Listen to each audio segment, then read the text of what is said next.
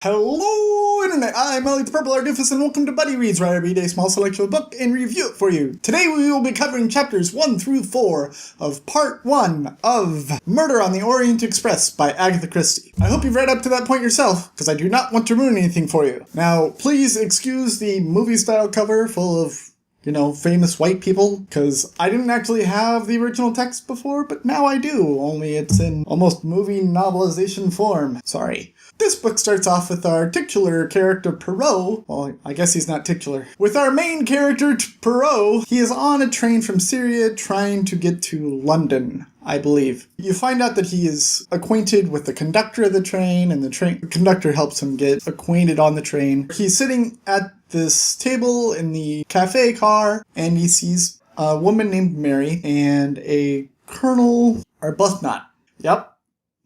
I definitely butchered that. I'll just call him the Colonel. So we have Mary and the Colonel. Perrault is watching them, and he's kind of like, oh, I wonder what I can deduce from watching those two people talk to each other. Maybe they're together. Maybe they're just friends. And he continues to watch them throughout the train trip. We see a few interactions, and by the time it gets to a stopping point in the trip, the two have kind of split, and they're not as friendly as they were when they began. And I'm just thinking, well, Perrault's kind of a nosy bastard, isn't he? But I guess if you're going to be a detective, if you're going to be a private eye, if you're going to be the most amazing detective ever written, you gotta be a nosy bastard. So the train stops, they go to a hotel, Perrault starts setting up his room, and he decides, you know what, I want to get to London earlier. Can I get onto this train known as the Orient Express? And the conductor says, sure. Would you like a first class or a second class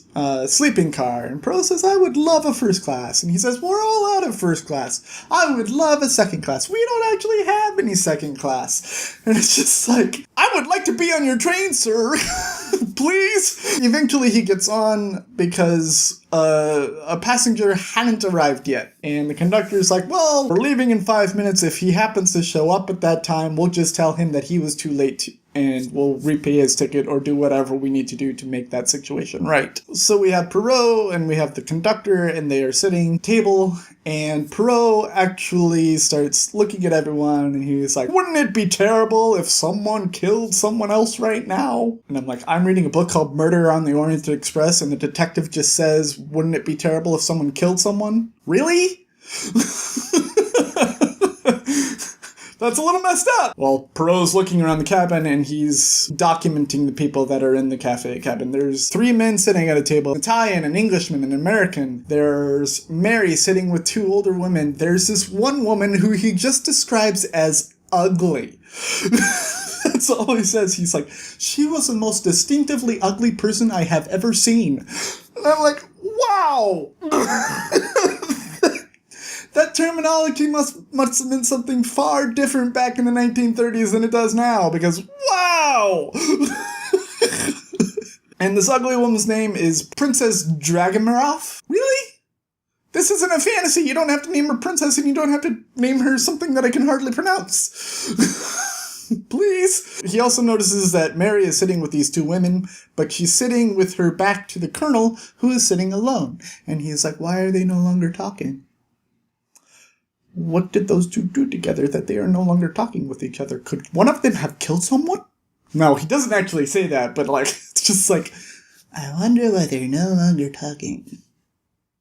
I wonder why they're mad at each other. The cafe cart clears out, and it's just Perrault, the conductor, and a man named Ratchet. And the man named Ratchet says, Perrault, I would like to hire you. You are known as one of the greatest detectives, one of the greatest people out there, and, well, I'm in a bit of a pickle. You see, there's people out there who are trying to kill me, and I am afraid for my safety. Could you please, in all of your detective ways, find a way to track these people down and keep me safe? And Perrault's like, I could, but I don't wanna. And Ratchet's like, why not? And Perrault says, I just don't like your face, sir. Dude! What the hell? You can't just say, I don't like your face to someone who is, like, pleading for his life. Ah! And then Perot goes back to his little cabin. There's this little misunderstanding about how he had taken the place of some other guy until one of the sleeper cars had emptied, and now he had moved into the sleeper car, and the guy that was with him was like, oh, I thought you got up. And he's like, nope, I'm still here. And he's like, oh, okay. Perot's in his fancy little sleeping car, and the train stops. And they get off, and they're looking around, and it turns out that there was a fire underneath the cafe cart. But they, sweep it under the rug and keep on going. Perot goes back into his bedroom, and then there's a scream, and Perot pokes his head out because he's curious and nosy, and, he's the world's greatest detective, so he's going to do that. And he looks down the hall, and there's people that are in the hall. There's this conductor that is, knocking on doors, trying to find the scream. The door's open, so Perot's like, oh, everything must be fine, and he goes back to sleep. And that's where the section ends for right now. So far, there has been a lot of info dump on us, especially with that scene in the cafe where he's just kind of looking around at all the different characters. I'm sure I'll have better explanations and descriptions of all these people then. Throughout that chapter is just a sentence or maybe 3 sentences about each person, because there were so many that the author had to introduce to you. Hopefully later I'll be able to name the 3 Englishmen or the 2 women. I'll be able to discern these characters a little bit better. I think Ratchet was one of the 3 men. I'm not absolutely sure. I don't want to make any predictions about who did it yet, because I don't know exactly what was done. But I will say there was one guy that was mentioned, and one of the ladies that was sitting with Mary was like, I just don't trust that guy.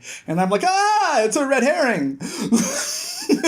Because the guy that you don't trust is obviously the guy that you're going to be like, oh, he totally did it. But then turns out, did not.